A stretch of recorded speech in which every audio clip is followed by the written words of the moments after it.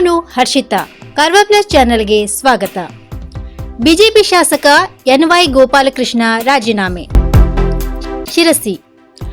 ಕಾಂಗ್ರೆಸ್ ಸೇರ್ಪಡೆ ಸಂಬಂಧ ಕೆಪಿಸಿಸಿ ಅಧ್ಯಕ್ಷ ಡಿಕೆ ಶಿವಕುಮಾರ್ ಹಾಗೂ ವಿರೋಧ ಪಕ್ಷದ ನಾಯಕ ಸಿದ್ದರಾಮಯ್ಯ ಅವರನ್ನು ಭೇಟಿ ಮಾಡಿ ಮಾತುಕತೆ ನಡೆಸಿದ್ದರೆನ್ನಲಾದ ಕೂಡ್ಲಿಗಿಯ ಬಿಜೆಪಿ ಶಾಸಕ ಎನ್.ವೈ. ಗೋಪಾಲಕೃಷ್ಣ ವಿಧಾನಸಭಾ ಅಧ್ಯಕ್ಷ ವಿಶ್ವೇಶ್ವರ ಹೆಗಡೆ ಕಾಗೇರಿಗೆ ಶಿರಸಿಯಲ್ಲಿ ಶುಕ್ರವಾರ ರಾಜೀನಾಮೆ ಸಲ್ಲಿಸಿದರು.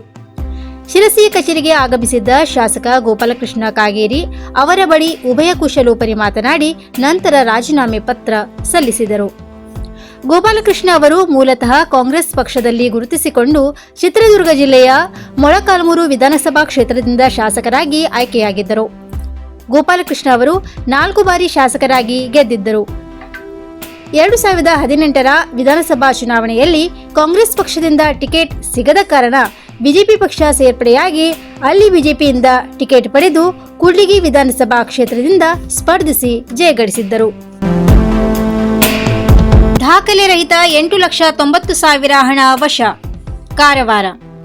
ಗೋವಾದಿಂದ ಉಡುಪಿಗೆ ಕೊಂಡೊಯ್ಯುತ್ತಿದ್ದ 8,90,000 ಹಣವನ್ನು ಕಾರವಾರ ತಾಲೂಕಿನ ಮಾಜಾಳಿ ತಪಾಸಣಾ ಕೇಂದ್ರದಲ್ಲಿ ವಶಪಡಿಸಿಕೊಳ್ಳಲಾಗಿದೆ.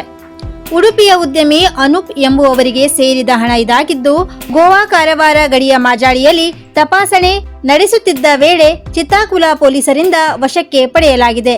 ಈ ಸಂಬಂಧ ಚಿತ್ತಾಕುಲ ಠಾಣೆಯಲ್ಲಿ ಪ್ರಕರಣ ದಾಖಲಾಗಿದೆ.